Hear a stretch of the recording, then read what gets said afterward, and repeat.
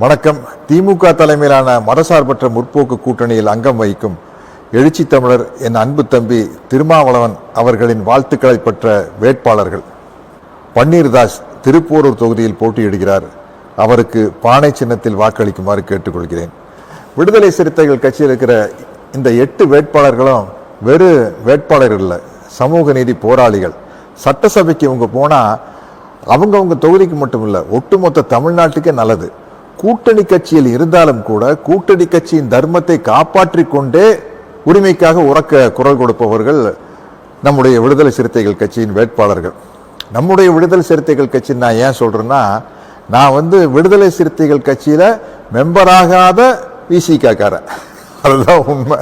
அதனால இந்த 8 பேர் ஜெயிக்கணும்னு நான் ஆசைப்படுறது என் ஆசை நிறைவேறணும் அப்படிங்கிறதுக்காக இல்லை. தமிழ்நாடு வளமாக இருக்க வேண்டும், இந்த தொகுதிகள் வளமாக இருக்க வேண்டும், திமுக கூட்டணியில் ஏற்படுத்தப்பட்ட வளர்ச்சி திட்டங்களும் நலத்திட்டங்களும் வெற்றிகரமாக தொடர வேண்டும்.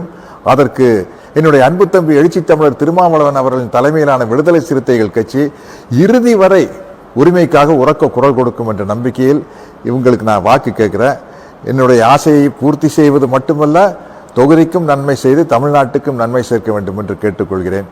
இதற்கு ஒரு சின்ன உதாரணம்னா, தம்பி திருமாவளவன் அவர்கள் பார்லிமெண்ட்டுக்குள்ள அப்படி காலடி எடுத்து வச்சா பார்லிமெண்ட்டை நடுங்கும்.